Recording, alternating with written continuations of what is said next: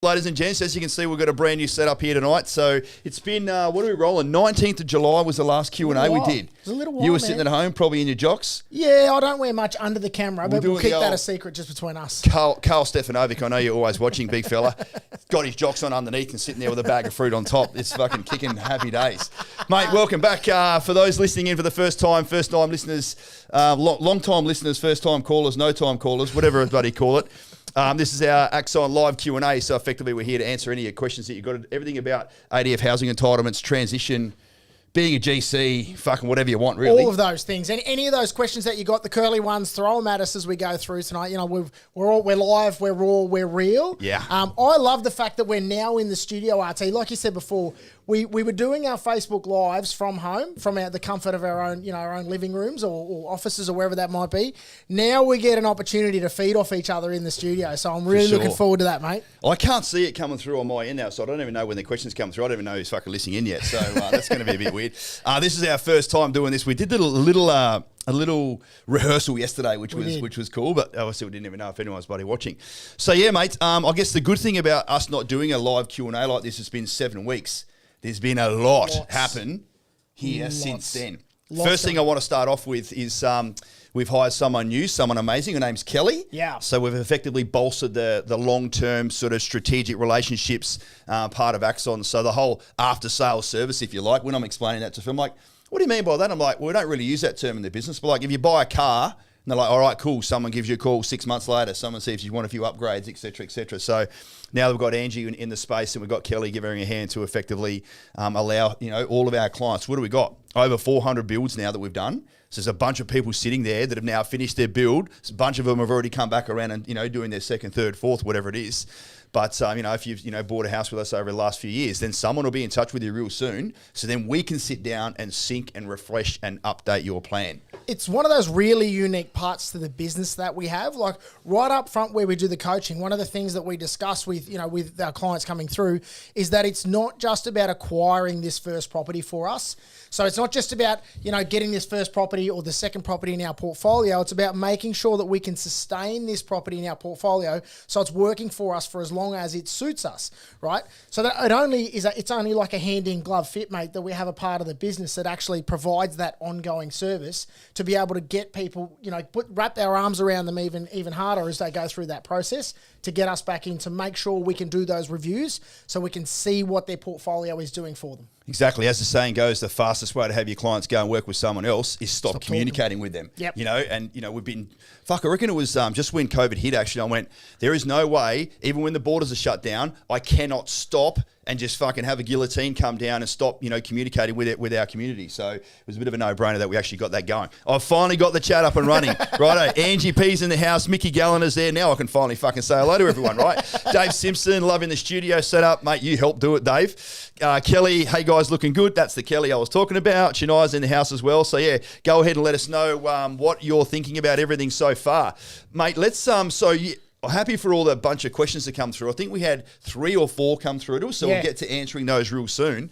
But I guess one of the key things that's happened over the last few weeks is some podcasts. We poured the diesel back in the podcast tank, mate, and we've got it rolling again. Have we what? And this one took a little bit of bloody kickstarting, I won't lie. Fucking playing up like a second-hand lawnmower it was. This guest I had come in and just speak shit for about an hour and 10 minutes. Who was that bloke? You. It was a fantastic podcast. I know you've had a bunch of feedback. Like, how many messages have you had over the last 4 or 5 weeks from people you haven't heard from for bloody 20 odd years? No shit, mate. Hundreds. Yeah, right. Hundreds. I'm not putting any bloody sugar on that. It's been in the hundreds of people coming back, reaching out to me. People that I haven't spoken to some from high school to be frank and fair, and some through my career that I haven't spoken to in a long time, just reached out and said, a couple of sentiments were, mate, sorry I wasn't there for you and didn't know you were going through that. It's not about that. Nobody obviously knew what was going on, but the vast majority of people that have reached out have kind of passed on their sentiments of pride, passed on their sentiments of support, and also, a lot of them have said how proud they were that, recognizing how much energy, how much effort, how much courage it takes for someone who's going through or has been through that sort of rough and tumble to be able to sit there, put themselves in the back seat for a second and be able to say, this might be able to help at least one person out there in the defence community. So yeah, I've known it for a long time, and you have inspired me a lot over the last few weeks. Vulnerability is key. Yeah. Like fucking just putting yourself out there and just telling people how it is. You know, you and I caught up with a mutual friend on the weekend who's now had a realisation from a series of events in his workplace recently that the army doesn't love him as much as he loves it. Yeah. And he's fucking, it's like he's been kicked in the balls from fucking his partner that he loves so much. And he's just worked out that, no, I don't actually fucking love you as much as you love me. And of course now he's like, fuck this, why am I giving so much, sacrificing so much, spending so much time away from my family, working late fucking every night as a warrant officer, et cetera, et cetera. Yep.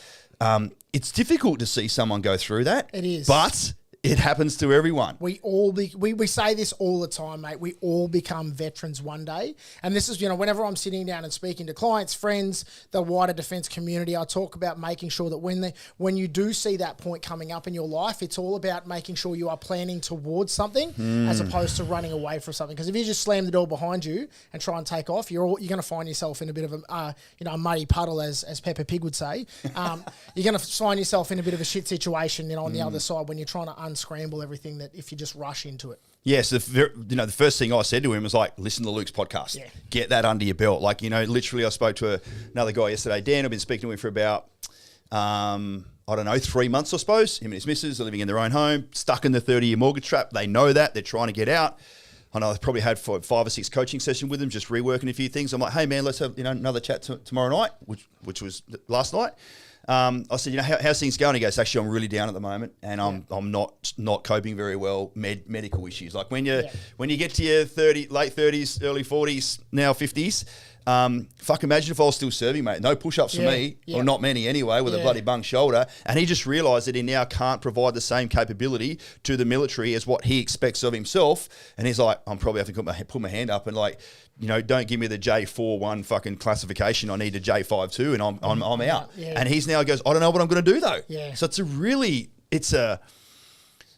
it's like death and taxes. When you're in the military, you're going to become a veteran. Yeah. It's a fucking guarantee. And the way you can characterize and run the narrative and navigate your way through the inevitable experience of becoming a veteran and being a civvy is really, really, it's very special and very unique. Yep. Your circumstances are nothing like mine. Yep. And every single person we've had on the podcast has got their own extremely and unique story that goes around it. Yeah. And fuck, it's powerful. It's a surreal experience. Would you agree? Love how I put words in your mouth, right? You do. He does agree. At least just like, hopefully it's only words you're putting in my mouth, mate. For now, when you're in the conversation and you're hearing the story for the first time, and we're trying to digest it and respond to it and fucking not cry about it. Yeah, it gets me every time. And fucking like reflect on our own experiences, but then try and drive the conversation through the rest of the story so it's a half decent and entertaining podcast. Yeah. I walk out of the studio sometimes, I'm like, fuck, I need to go back and listen to what just happened, because when you're in the moment, I personally don't remember. Yeah, me too, mate. Me too. But the podcasts over the last couple of weeks haven't just been about me. I know you're all disappointed. They haven't just been. Well, you're on them or in them. No, we've had some real crackers, and one of the focuses that we've been on is sort of transition, mental health, supporting yourself, being kind to yourself on the way through. And so we've also had Sammy Johnson reached out, who's also a close friend of a couple of people in the business here. And we also had Adrian Sutter, and who this guy's an absolute cracker of a human. From Swiss 8, I've got to say. Yeah. He's the guy that just said, yep, there's a problem set here. I'm going to grab this problem by the balls and I'm going to do something about it. So do yourselves a favour. Go back and listen to that podcast. Just as you said, Sammy Johnson, he said, haha, Millwood with the inappropriate jokes. Brilliant. You had me hooked. That's fucking gold. Sammy, thanks so much for listening in, mate. So, yeah, I mean, Deb, everyone knows her amazing mortgage broker. Almost all of you have had an interaction with her in some way, shape or form. Even if you've done DOHAs on your first loan, when you do go and buy an investment property one day, excuse me, or realise that DOHAs is actually fucked and you want to refinance to someone else, that's your realisation, by the way. I'm not making that statement, Mr. and Mrs. DOHAs, if you're listening. That's you'll get to speak to her. She's had some challenging times in the last few weeks. That's nothing further needs to be said. And she sat down on Sunday in preparation for a difficult Monday that she's just had. And without any prompting, even though it was like, oh, just did a podcast, she sat there for 6 hours and listened to all the podcasts that we just spoke about. Wow, I didn't know that. And I spoke to her yesterday, and she was on fucking cloud nine. Yeah. She's like, she went straight to work and spoke to her team and went, you think we got some issues? You think we got to fucking fight with a credit manager about someone's serviceability? Listen to these fucking podcasts, and I'm doing a very, very bad job of paraphrasing here, Deb. I apologise, as I always do. But she's like, I had no idea that you and some other, all the other amazing clients and or people that, just in the Axon community have gone through all that. It just put so much of perspective, so much life in perspective of her just listening to those podcasts. So I just got to say in a public forum, mate, even though we started the podcast back in the day in the year BL before Luke, and there's been some others there that have sort of contributed for us going through the chronological timeline about how we even got Axon off the ground. Daniel behind the camera there as our executive producer, mate, when you decided to launch season 3, and he didn't say this to me, but I sort of got a bit of a sense, he's like, let's fuck the property stuff off and let's go hard on fucking helping people for the things that matter most in the defence community. Yeah. Veterans serving the defence community. And I got to say, mate, it's really, really given a fucking rocket up my ass to go, right, vulnerability is the key. And I want to congratulate every single one of you that have come on and laid your ass to bear and just told your story. The 99% version, only the person in the mirror gets to know the 100% version. I get that. I'm probably at about 70%, quite frankly. There's another 30% of me that some of you will get to learn one day. But yeah, I've really, really loved, Luke, your energy and your willingness to participate, and obviously your own experiences have contributed greatly to that. Yeah, but it's if it's going to help one person, that's enough. That's and I know personally now that it has helped more than one person. With all of those people that have reached out. And to be honest, bro, it helps me too. When you get an opportunity, as I'm sure you'll all be aware, a problem shared is a problem halved. And you get the ability to sit back. And I have listened to it a couple of the podcast a couple of times myself, not to bump up the numbers down your way, but to sit and reflect and sort of listen to myself explain the story and allow myself to objectively observe that and then reflect on it. Daniel, if we've got some people listening for the first time that for some fucking reason have just discovered that we even do a podcast, can you or Kieran maybe just drop the link in the chat there, mate, if that's going to help, and allow them just to go bloody straight to it and, find your episodes from there. Mate, what else has happened? Were you going to say something? I was just going to say, let's switch gears. Yes, let's do that. Yeah, so it was only supposed to be like, oh, yeah, we've done some podcasts, and then fucking 14 minutes later, we're still fucking... Too much choke. Everyone else is like, we get the picture, RT. Fucking move on, champ. Fucking hell. Not too often I get to call myself champ. What else has happened over the last sort of 6 weeks or so, and this is something I'm extremely proud of. We are going to switch back into property now. It is a property, ADF Housing Entitlements Live Q&A. 35 land settlements are going to take place from the 1st of July through to the 30th. So this quarter, if you're not in business, you don't really fucking care what quarters are. I absolutely do. But the fact that now we're going to have 35 defence members or people in the veteran/defence community that are settled on a block of land, ready to build their own home or an investment in such a short period of time. 9 of those are repeat clients, which is fucking phenomenal in itself. That's why we exist. At the end of the day, the remit of us is to make sure that we empower the defence community, you, to secure your financial future using property. And now 35 more people in a 3-month period are well and truly going to do that. Fucking mic drop moment straight away. It is the biggest compliment when we get people. Now, there's obviously a lot of inputs to somebody being able to go around again for a second property. And as you all know, it's about safe acquisition. It's about sustainment over the long period when we acquire these properties. It is the biggest compliment and pat on the back when people come back to us after they've done their first build. Of course. And they say to us, righto, what's next? Whether that be acquiring that next property immediately, whether that be a tactical pause, which is more often than not what we recommend is you've been decisively engaged in building property for this period of time. Let's take a tactical pause. But sometimes, mate, there are people that go, no, mate, let's fucking press. What about our mate Ryan, the wonderful Ryan and Sarah down in Canberra? They're like, we've not even finished the first build. We're ready to fucking go. Let's go. And they're making some significant sacrifices, some really significant life decisions around setting themselves up for the future. I don't say this often, Ryan, but I'm pretty proud of you, mate. Like, you sat down, removed your emotion, but obviously not just you, both you and Sarah sat down, removed your emotion and put your pragmatic hat on and said, right, if we want to achieve those goals that we put down on the right-hand side of our plan, we're going to have to make some sacrifices in the short term. I was going to ask, should I say it? But it's my fucking podcast. It's not a podcast. It's my live Q&A. I'm going to say it anyway. This is the grab. You might go, oh, yeah, maybe he made a sacrifice. He turned down a 2-year posting to the States to learn super high-end capability and then obviously bring it back into the DMO world to go, nah, fuck it. If we're going to go to the States, we're only on one income. We're not going to be able to continue building our property portfolio. He chose his future self over going to the States for a couple of years. Now, certainly I remember in the SOCON world, people were fucking bending over backwards, not in front of people, to get a position over to the US. And thankfully, only the very best of the best got chosen to go over there. So, you know, the fact that he turned that down in the name of what his future options look like is a fucking massive just commitment to the cause. It is, and that's why the establishment of those goals up front when you sit down, they are so fucking important in establishing the foundation of how we're going to put those structures in place to achieve those goals. And can I say moreover, if you are a couple out there going through this process, it is so important that you communicate those, you discuss them and you dissect them as a couple for those things that you want to achieve and those end states that you collectively want to achieve. Because there's always a driver. There's always a driver and there's always someone who is more involved, but it's so important that both couples sit down and establish those goals together and then ultimately have a holistic understanding of what are those things that are occurring, you know, through that process. Yeah, when we do a connection call, right, let's talk about that for a second. This is another trend which is occurring over the last, I could sit here for more than an hour with my brother from another mother. When we caught up with Justin on Sunday, his amazing wife, Kat's like, I've always thought that Justin could be another brother of yours, but now I've met Luke, and now you've got two brothers, Robbie. Yeah. Like, three peas in a pod, mate. Something like that, which I take as a huge compliment because I think both of you are fucking absolute ripper blokes. Isn't it just screaming at us through the Zoom call when the clients have not watched our videos, which you just did a connection call then with some amazing people? Side note, I've got here, I'm like, hey, fuckers, how you going? I walk in like Stifler every day, right? And this is because I can, because it's my office.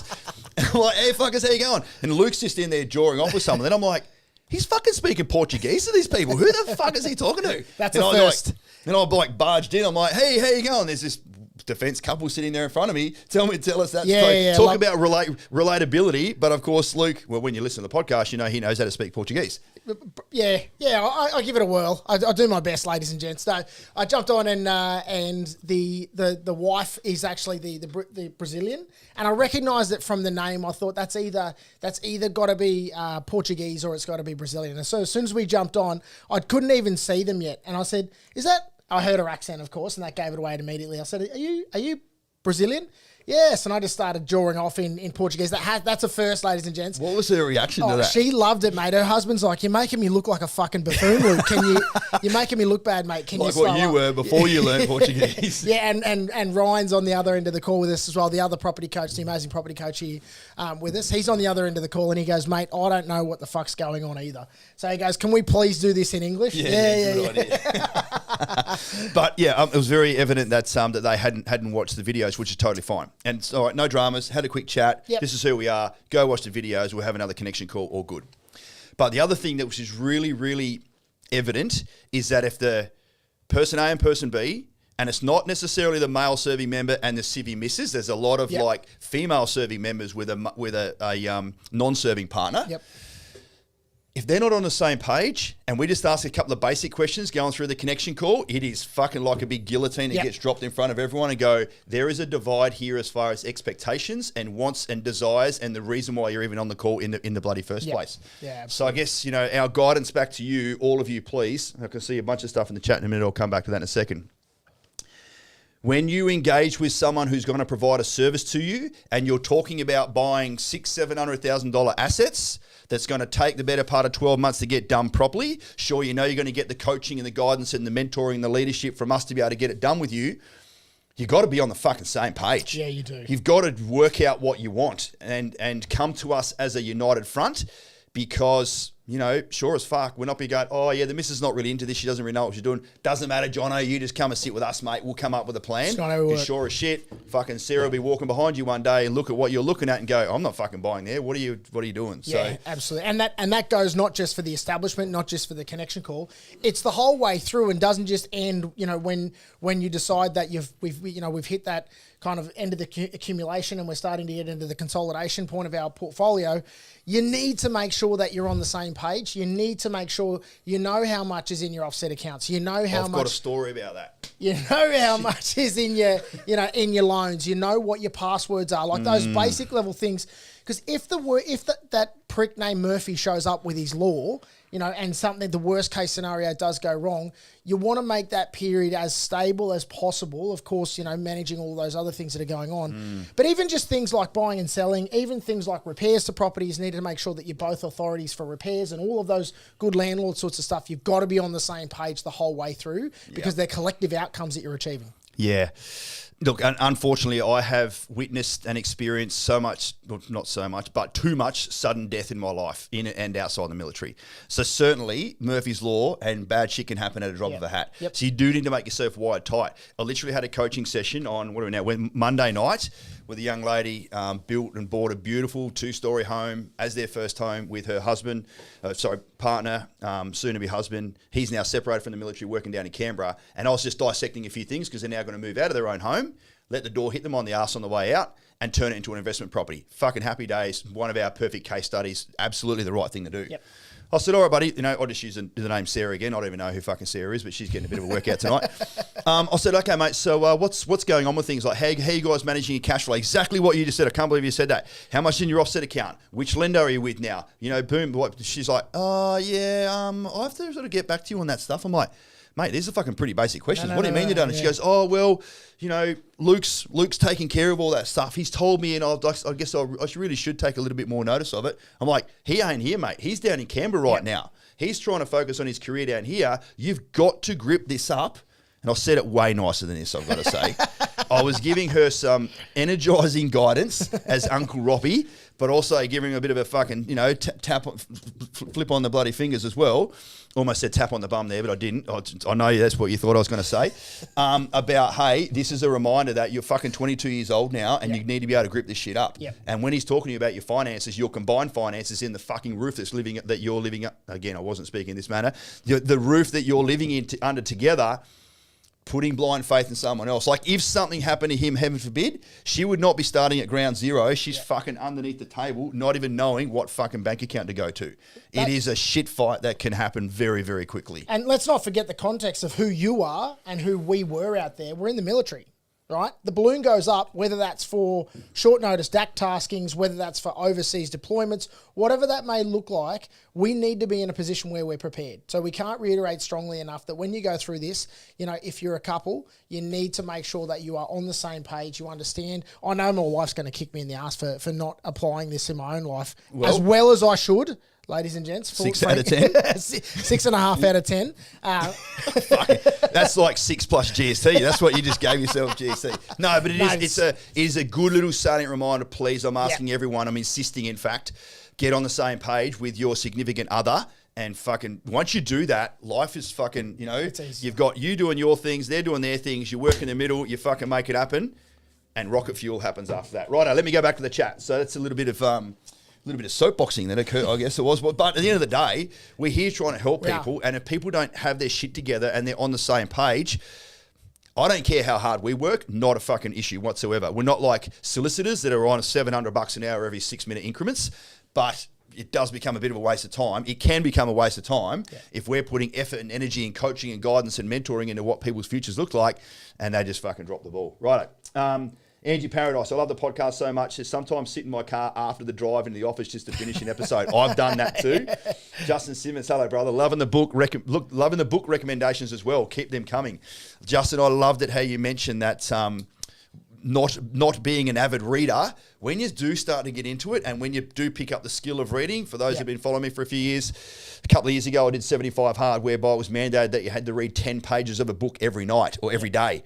doing it at night when you've done 2 45-minute workouts didn't fucking work out real well. So I had to like fix my bloody routine there. But I'm right into reading now. I literally bought in a book again the other day, didn't I? So get into it, mate. And that's to shatter that, mate. That's the first thing you did on my first day here in the business was you gave me a book, Your Next 5 Moves. Oh, good. And said, mate, fucking crack on with this. This is mandatory reading for you in Millwood. Fucking get your heels together and read that book. Kelly Duff, there's so many incredible episodes that I've learnt so much, even as a non-ADF member.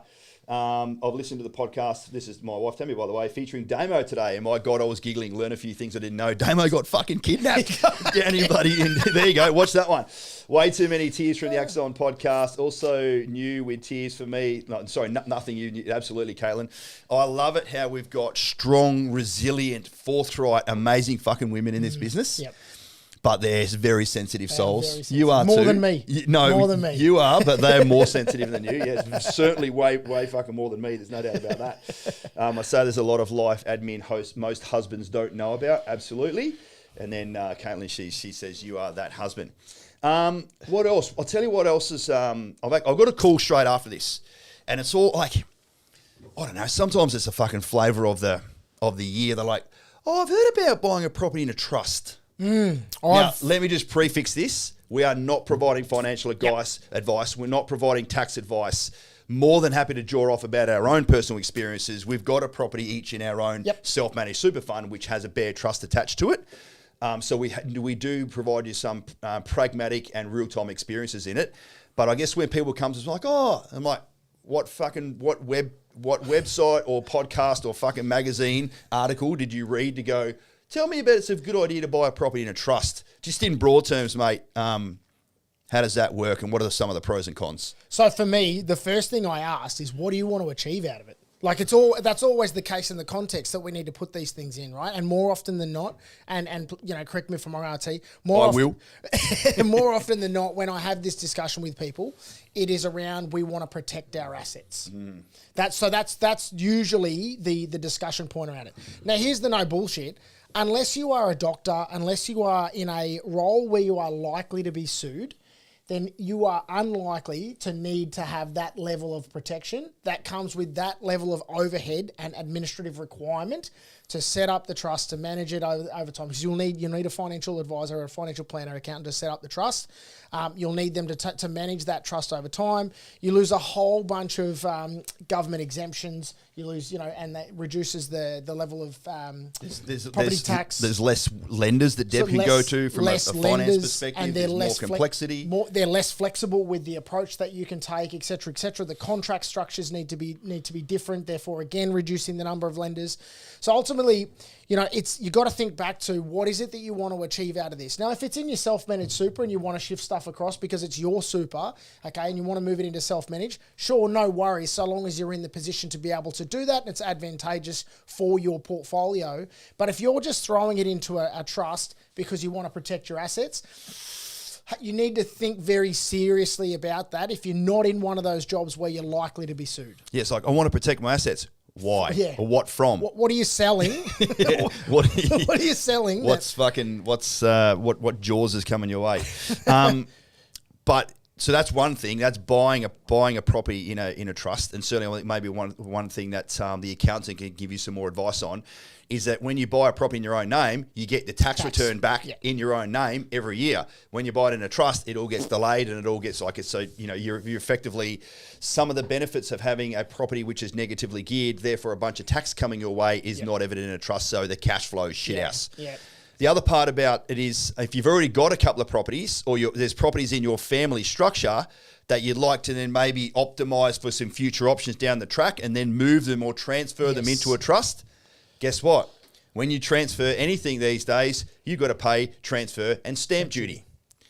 So, stamp duty for a $650,000 asset as an established property, of course, is about 30 grand here in Queensland. So there's a lot of big overheads and extra costs that then comes with.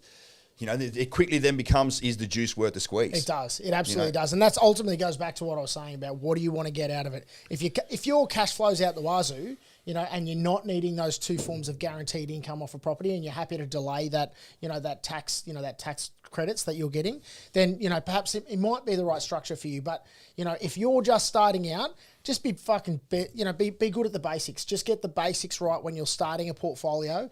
Allow that more complex shit to come down the track when you actually need to put measures in place to be able to, have that counter narrative against some of those, having larger assets, loss, et cetera, et cetera. Yeah. So I'm all cool for funky stuff. Absolutely I am.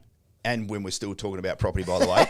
But it's got to be relevant. It's got to be the whole keep it simple, stupid principle. Yeah. And at the end of the day, it's got to provide you the right amount of benefit. Yeah, let's press pause on you and I talking for a sec, even though we're going to respond to these questions. Dubs, who's in a position now to maybe chuck up that first question that came through on one of our online forums before, mate? Go for it. So this is the new format. Just while we're waiting for that to come up, ladies and gentlemen, this is a new format. So what we're asking people to do is throw in these questions beforehand, and we'll allow, give us a little time to pontificate over the questions as well, and we'll be able to give you those answers as well. But certainly, as you can see in the chat, like you can light up the chat, go bloody nuts. So, you can chuck anything in there right now and basically ask us, anything which is on your mind. I'll give this to you, mate. This comes from Stephen Jen. Yep. Thank you so much for your continued patience with everything. That's not the question, by the way.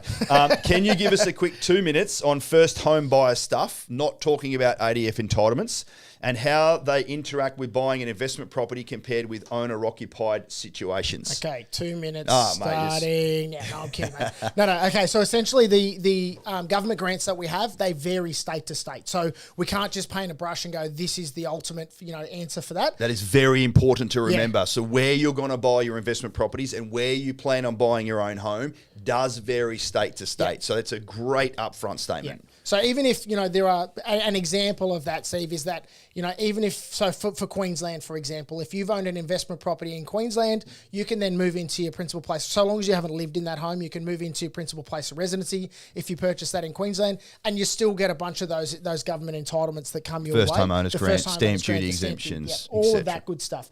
That's not necessarily the case in other states. So we need to sit down and work out your situation, your personal situation, and what it is you're trying to achieve. That's the first thing.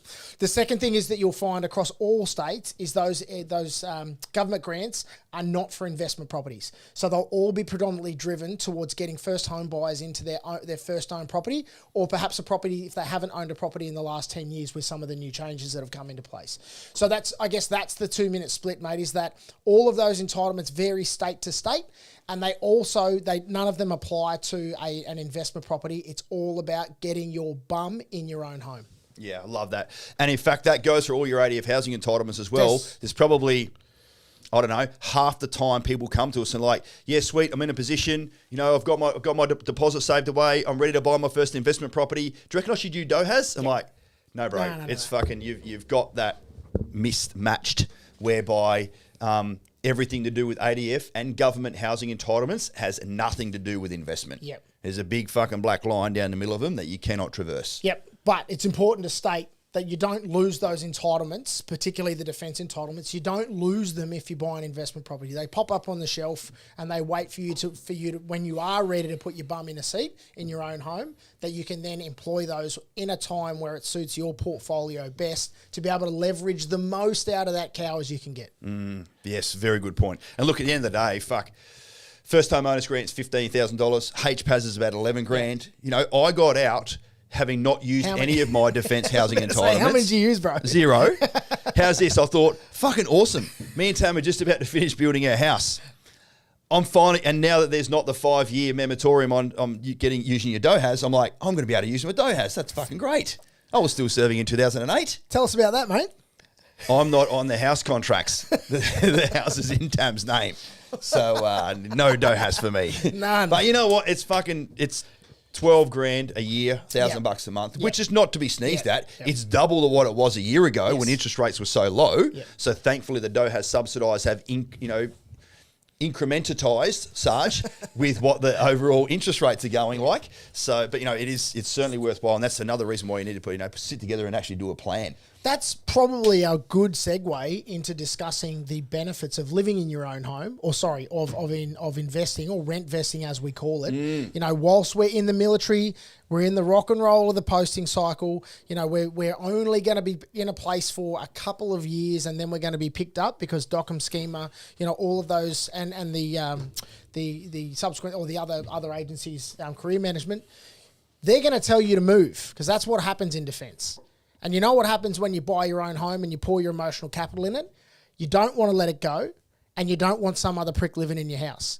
Okay, so there's those emotional ties, but there's also a pretty significant monetary tie that comes to, or monetary benefit that comes to, having a plan in place, using all of your defence entitlements. Now, I'm not talking OSH, PAS, first home, all that sort of stuff. I'm talking about using your RA, using your married quarter. Yeah.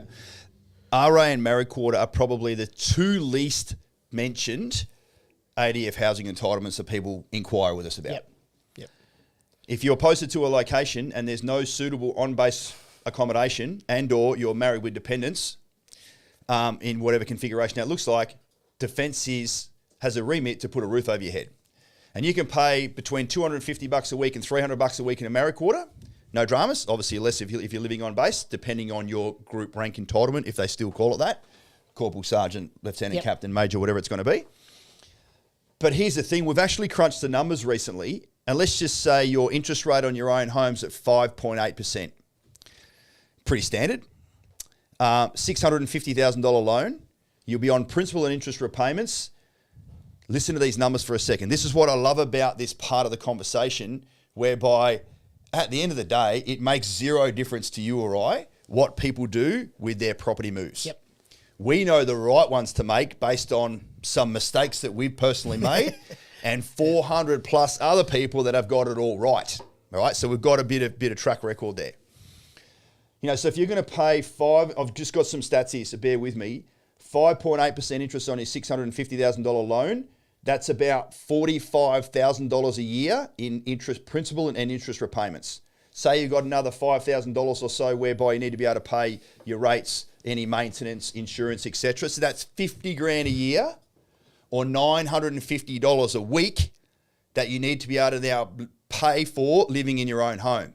Now, straight away, if you can go, say, $250 a week for a married quarter or $950 a week living in your own home, that's $700 a week difference. Yep. That's $35,000 a year that you'll have to pay as the privilege to now want to live in your own home. Now, I've got zero issues with that, but fuck me. That's a technical term for far out. If that house is in an area which is not going to go up in value, sure, you got your first home owners grant and your HPAS, all that money's already slipped through your fingers because even if the market sits stagnant, you've now paid $700 a week extra, almost like rent money's dead money, I've got it, but you're now paying interest back to the bank. It just doesn't stack up for a lot of families. It doesn't stack up, mate. And as you said, if you are acquiring that property, and I can speak from my ivory tower in this one, ladies and gents, because it's exactly what I fucking did. I went and I got distracted by the shiny things, didn't need guidance, didn't need advice, didn't need a plan, didn't need mentoring, didn't need coaching, and immediately fucked it up, as most of you will know, in that first property, because I just wanted that first foot in the door, and I wanted to go, right, you can't go wrong with bricks and mortar. Well, I'm here to tell you, you can go wrong with bricks and mortar if you do it the wrong way. Fuck. You had a connection call / coaching call recently to someone, this is my observation of your back brief to me, whereby they'd bought 2 properties up in Townsville, just throughout their posting cycle. And as we all know, even though Townsville's not going down anymore, and sure, it might have gone up a little bit, it ain't a fucking booming metropolis. End of story. I've been doing this for 10 years now. Guess how many clients I have spoken to that have pulled the trigger on their entitlements, bought a house in Townsville or Darwin or Perth, quite frankly, and they've now got so much equity in that property due to the market growth that they're ready to now leverage that equity and buy another property. I reckon it's a big fat donut, mate. Big fucking donut. Like, and so what thinks you're going to be the first person which that's happened to? Yep. The likelihood of that is very, very low. Yep. So from what you said to me is like, when that person had bought those couple of properties and they hadn't performed over a 10-year period, or maybe they'd made 80 grand or something in a 10-year period, you said to me something like, property doesn't work. Property doesn't work. What did you say to that? I said, it doesn't work if you do it wrong. if I was a little bit less blunt than that, I said it does. It doesn't work if you don't have a plan in place. If you don't target areas that are going up in value. If you don't target areas where people need to live based on the premise of jobs growth, based on the premise of infrastructure development, all of those 7 ingredients. If they don't have those key fucking drivers to growth and putting upwards pressure on the market, you're not going to experience that. And ultimately, it's not just about the cost associated, because not in this call, but another call I've had, but it's not costing me anything, mate, and someone's paying my loan off for me. And that's another point that we often hear and discuss. It might not be costing you anything up front, but the opportunity cost of having that equity tied up in that dead property is costing you the potential growth in another area that's going to go up in value. Yeah. Now, don't get me wrong.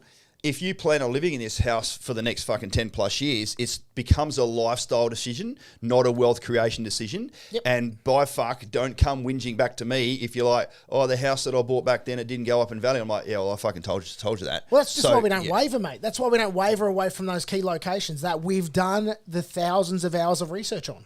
Yeah, it's just bloody crazy, mate. So it's but every now and then, I think Ryan did a connection call with a wonderful young lady who's got 2 mutual friends that have both all 2 of them that have both built a house through Axon, both had in excess of $100,000 growth over the last couple of years, and she's got it in her head that she's only got 12 months left in Adelaide. She wants to buy an established property in Adelaide to not miss out on her entitlements, and then she's like, oh, but I'm still going to have an investment property in Adelaide. I'm like, and?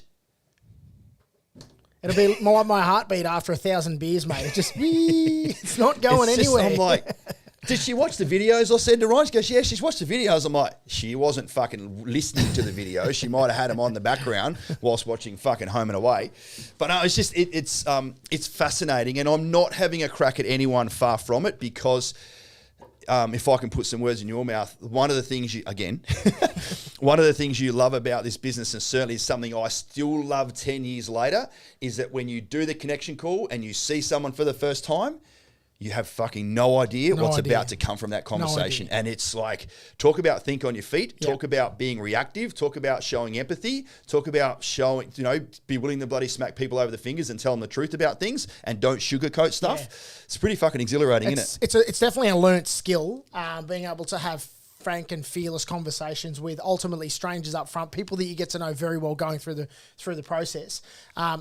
But, the way I try and approach those is it's always coming from a position of care, and it's always coming from a desire for us to help people succeed. That's ultimately what we're here for, is to empower people, empower the community. You heard me do a connection call the other day. Someone rang up asking a bunch of curly questions. Says, mate, watch the videos, do a connection call.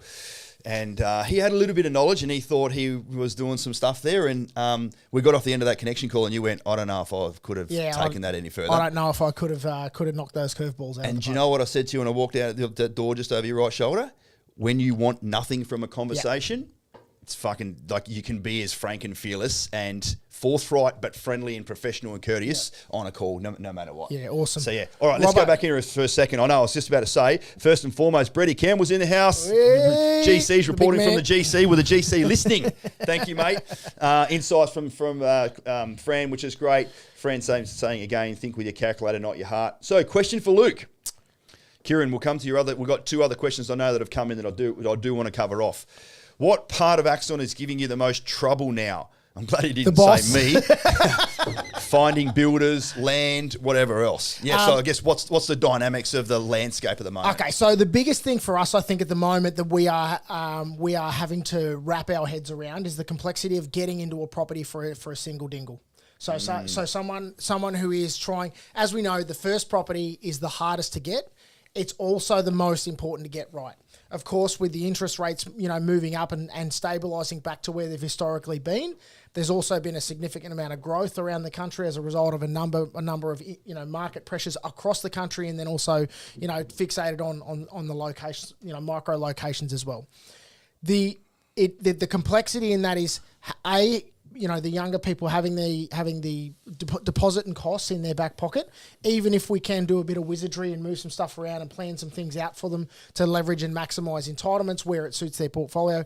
But also, I think the borrowing capacity for us at the moment, mate, is one of those curveballs that we're sort of he who owns the gold makes the rules. The golden rule is he who has the gold makes the rules. So let me bring it to life for you. Great guy, went through a marriage split up with his missus. They had to sell a property that they bought with us, sold it for $300,000 profit, had it for only 2 years, got 150 grand in the bank. He's a corporal, infantry, no debt on 90 grand a year. He can borrow about $400,000. Yep. You chuck his one a little bit on top of it, then you've got to pay for stamp duty and all that stuff that goes with it. He's only just scraping in, can buy maybe a $520,000 property.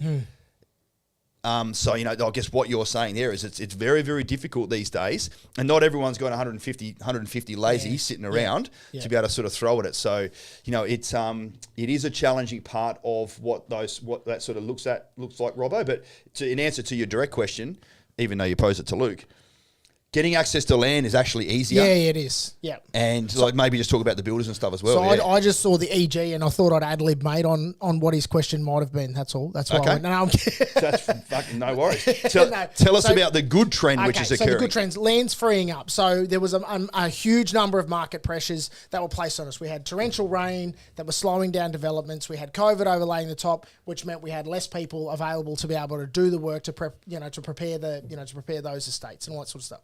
So that created a number of pressures, as well as people moving to southeast Queensland and the like. We started to see that free up as the sun came out, as it often does in sunny southeast Queensland. Started to free up. COVID's obviously fucked off. We're now in a position where, work is normalising and our capacity to be able to access land is freeing up. That is awesome. We've been saying this for a little while, and we're still continuing to see those trends of the build times coming down. So one of the biggest things for us, when I bought and built my first investment property through Axon up here in southeast Queensland, 4.5 months was the sort of average that we were expecting a house to be built in, and that's what we were planning around. We could almost do the planning down to the month of when it was going to occur, right? Yep. We had that much certainty. Of course, when a curveball, goes out like COVID, when Ukraine war goes out, when floods go out, those things that you can't mitigate, you can mitigate through having strategies in place, but I can fix a lot of things. I can't fucking fix a war in the Ukraine. So there was all of those blew the build times out to somewhere between 10 and 12 months. And so it became even more important to have those cash buffers in place, to have those strategies in place to be able to hold on whilst you were going through the bumps and bruises of the COVID. That has rapidly started to decline. And Franny in the business has done wonders with tracking.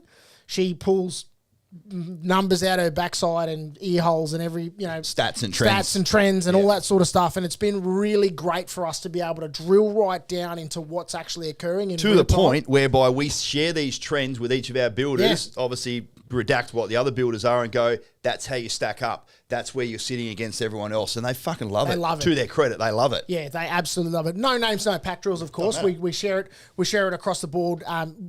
Names redacted, and just say these are the trends that we are seeing across the building industry with those builders that we work with.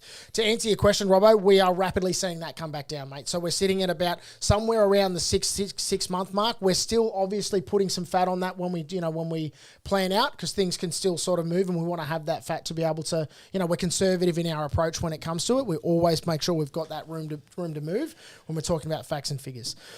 We've got 4 clients that it's in one project up in the sunny coast, which is dragging the chain. Yeah. And we're spending so much more time on this project than what we ever thought was going to be the case. Everyone, the builder, everyone's working as fast as what they possibly can to get these done without just slapping up and doing a shit job. Yeah. So there's a balancing act within itself. Yeah. So, for those of you that might be listening right now that have got a property that are going, well, fucking, I've been in the build for 18 months plus, I don't. But certainly those that are thinking about getting started right now, the trend going forward is so much more promising than what it has been. But, it's fucking one of those things, I suppose. Yeah, I mean, don't talk to me about a fucking build that's gone for a long time. We are now 2 years and 5 months into our build. And for those that have been following, Robbo, to your point, we're still not in, mate. Yeah. I know I saw you here 6 months ago and you went, 9 months ago and went, only got a couple of months to go, mate. It's fucking still not happening. I'm dealing with him chewing on my earlobe at work every day. Fucked. No, he espouses the same thing that we tell our clients. When you're in the door, you're through the bumps and bruises. That's going to be a distant memory, and you're going to have that asset in your back pocket, and you're going to thank, your future self's going to thank yourself for it. The other part to the component, of course, is the financial, sort of the finance space that we're seeing trends in as well. And I'm sure, most of you out there will be seeing the same thing. Like, I'm not an economist, but I can turn ABC on in the morning and watch, the RBA give out their news and their information updates. We're starting to see that flattening of the curve for interest rates. We've had a couple of interest rates that have now been held steady. 3 months in a row. Yep. It's a good sign. It's a good sign, which now means we're starting to get that stabilisation point. Of course, anything can happen with the economy, and we've seen that over the last couple of years. None of us have got a crystal ball, and no one in the business has a bald head. So anymore, yeah. But clearance rates remain really high. Look, at the end of the day, when you're buying in areas whereby there is more demand than what there is supply, of course, people don't give a... Yep. I nearly said don't give a fuck then, but I didn't. I almost did. People don't necessarily care what's going on from an interest rate perspective. Yep. If you need a roof over your head and you got the funds to be able to do so, like, think about all the people that have done intrastate migration from down south where things cost triple the amount they do up here. Yep. They fucking sell their 2-bedroom apartment in Leichhardt for 1.8, come up here and buy a fucking $800,000 property for cash, yep, and still got plenty left over. So there is a lot of buoyancy in, and something I'm really, really proud of, is that when we get together with Deb and she's able to share broadly yep, what some of the generic valuation results are looking like in the respective corridors that we've got, it's a really good strategic indicator that the banks are still providing that element of security and surety by going, yep, your $720,000 property, we think it's worth $725. Yep. Haven't even fucking started building yet. And so it's a really good indicator. They're the most conservative bastards on earth. We think we want to protect our assets as we're going through this. Sure as shit, they don't want to put themselves at any undue risk either. Yeah. So when they come back, of course, those valuations, are fairly conservative. Righto, team. We've got 10 minutes to go. I fucking love this, by the way. There's been less interaction than what we normally have, but it's totally fine. I've loved this. I feel like it's almost like people are probably listening to the update from Axon over the last 6 weeks, which has been great. So, boom, here it is there. If someone won the lotto, say 15 million, and they come to you and they want to build houses, what's your plan for them? First and foremost, let me say... this hasn't happened, just in case you're wondering. We said exactly the same fucking thing. Exactly the same response. When we sat down and went, all right, what are we going to say to that? You said what you said. I went, I said that yesterday. The fucking first thing. So what is it? It is buy your own fucking home. Buy your own dream home and then fucking... picture what your dream home is and then double it and fucking go buy that. Yeah, and enjoy the fuck out of winning that money. Like, that's first, don't spend 15 mil if that's what you're thinking. That's a little bit extravagant. We both sort of pitched it about the same number. We sort of said, righto, that, a $5 million house is ludicrous, by the way. Who would ever want to live at a $5 million house? Like wankers. Absolute wankers. Too much for Fran to clean. I'm kidding. Fran, I'm kidding. No, go and enjoy it first and foremost, because ultimately what we're doing in this space is empowering the defence community to secure their financial future. If you're in a position where you can secure that financial future and you get to live in your dream home, because ultimately that's what people are working towards as one of their goals at the end state. If you can do that now, and it's not going to risk your ongoing financial future, and it's not going to give you ridiculously stupid spending habits, go and do it. Yeah. The other bit of advice I put forward is, say you got 10 mil left over, you bought a $5 million house. Do everything in your power to educate yourself around smart money habits and money mindset so you don't fucking lose it. I don't know the stats, but everyone's heard of people that have won the lotto, a very short period afterwards, are worse off than what they were beforehand. Yep. All right, so let me just say that. The other little bit I'd say was, I'm here now. It's in the present tense, RT, talking about him in the third person, was is actually speaking. Get some guidance around diversity. Do not put all your eggs in one basket. Yeah. They come to said, I want to build houses. No dramas. Let's put a pool of that money set aside to then go and build a property portfolio. I'd be putting probably 30 or 40% of that aside into separate asset classes. Yep. Speak to your financial planner about what, bits and pieces that might look like for you. There's different risk profiles to every part of it there. And the last thing I'd say is this. I was listening to this guy on the gram the other day. I know we're going live on Instagram tonight for the first time as well. Thank you for all my 200 Instagram followers. I don't have the blue tick yet either. Not that I give a flying fuck about that, especially when I speak like that. They're probably not going to give it to me. He was speaking, he goes, look, I'm worth $350 million. And he goes, I'm actually not very happy. Yeah. He goes, I can buy whatever the fuck I want. He's one of these guys. He's like the candy man down here in Gold Coast of America. He's on yachts. There's fucking people hanging around everywhere. I nearly said chicks and I didn't, et cetera, right? But he's just fucking living the life that most people would go, fuck, how could I ever get to that point? And he's fucking miserable. He goes, I went and bought a Ferrari last week. He goes, I drove it for like 100 miles and fucking sold it. He goes, sure, he gave me a short little injection of happiness that I could then go and buy that. He goes, money does not make you happy. Money buys you freedom. And he said this is very, very interesting. He said, once all of your basic needs are met, the rest of it is just gravy, cream on top. He said, if you're on 100 grand a year and you've got all of your basic needs met and you are rich from a soulfulness perspective, you've got good friendships, you've got good relationships with your family, you've got great relationships with your co-workers, you're happy doing what you're doing. If I bump you up to $200,000, you're going to get used to living with a $200,000 pay packet. You'll spend more on your clothes, you'll buy more on your food, you'll eat out a little bit more, fucking whatever it's going to be. But if you don't have those other things in your life that fucking don't cost anything, spending time with friends and family, he goes, you know what I do to now make myself happy? He goes, I surf. I have a coffee with my friends. I go fucking hang out with my mum. I can do all those things that don't fucking cost any money. That's what makes me happy. Yeah. And I was like, whoa, this is fucking, I've got to share it in the Slack chat anyway. I hope you can tell and feel that I like it. Absolutely, it's but it really like, so I just feel so many people are trying to strive for getting more money in their life for the element of finding some sort of fucking strange contentness when it comes that you can be happy one day when you've got a few dollars in the bank. Doesn't work like that. It doesn't. It absolutely doesn't. Like it really doesn't. It's like you said, mate, it's about the freedom that comes with having passive income or having, income that you don't have to be concerned with. But ultimately, once that's in that place, you should be searching for something that fills you with a sense of purpose. Now, everybody will have heard me say this, podcast after podcast after podcast after, Facebook Live. It's all about having a sense of purpose in your life, whether that's your family, whether that's your friends, whether that's what you do helping other people. Without that and without having that piece, money's not gonna fill that cup, bro. 99% of people come to us and like when they fill out their personal profile, they ask like how Action's going to help you, what it is you're trying to achieve. 0.1% of people say, I want to be a fucking millionaire. Yeah. People in the military, you don't join the military to make money. You join the military to serve. You join the military to give back. You join the military to travel, fucking, contribute, find great mates, etc., etc. So most people just don't want to have to worry about money.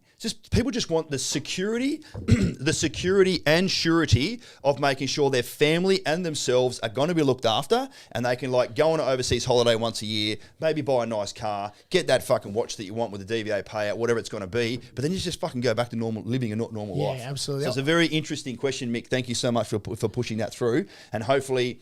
I didn't get down into like wave a magic wand and go buy this property, this structure, that location. It's actually, it's far deeper and far more meaningful and impactful than that when you've got fucking 15 very large on your plate. I'll never have that fucking one-off hit that occur. I probably don't know, most others won't either. Yeah. I reckon I know Franny would probably go and buy an uncoupled Michael Kors bag, I reckon. Probably, yes. All right, we've only got a few minutes to go. What's the last question, lads? Bring that up for us, please. I think even Kieran might have bloody prompted it in the chat. It's just coming up now. Tough question for Luke here from Brady Campbell. Someone has 10 properties and sells 5. How many properties would they have to give it away to build 6? Oh, fucking hell. This is like spam. Paul Cooney, shed on applicable property and beer, then waste the rest. I love that, mate. Fucking gold. Brady Campbell, $1 million on wine. Now, that's probably something I would invest in. I don't got no issues done at all. James has said, one question I see a lot of many veteran forums. Fuck those veteran forums. They're hard work, mate. They're hard work.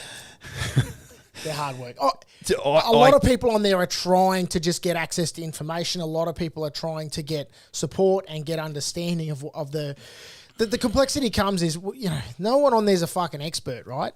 And if you want... There's a lot of fucking armchair experts. Yeah. But if you want expert advice, go and speak to experts. If you want to, if you want to learn about Pac-Man or the support mechanism, go and speak to your chief clerk. If you want to learn about property, speak to property coaches. Yeah. Just put that question back up again, Dubs. I missed it, mate. I got sidetracked. When I saw veteran forums, I went, oh, fuck, here we I know we've only got a couple of minutes to go. We are going to respect everyone's time because I've got a call on after this as well. Is only the recent changes the dough has about how much the benefit has changed in the last 5 years to now. So, yeah, so we sort of touched on that before. So, James, thank you so much for sending that through.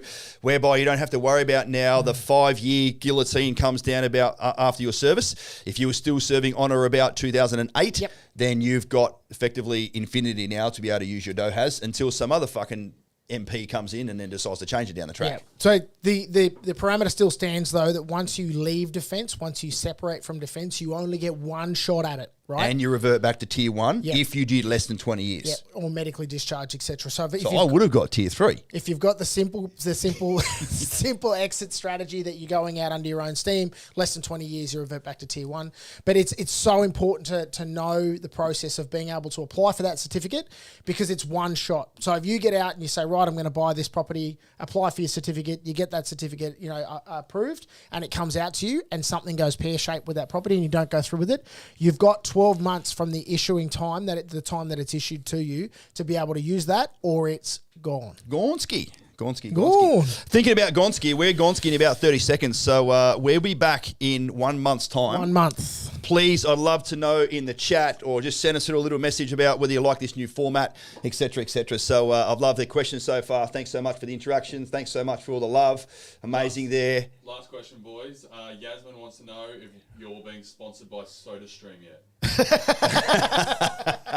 Mate, we are. Look at that. We're not. Perfect. You got to stay hydrated. Piss clear twice daily. We do. Lukey, thank you, mate. Fucking excellent. Sometimes I miss doing that. I love that. Thank you so much for all of our listeners. I appreciate you, my 200 bloody Instagram followers. I know I might try and get that up a little bit more as the time goes by. We're here for you. Reach out to us anytime and we'll make sure that you are taken care of like no one else can. Have a great night. See you later, everyone. Stay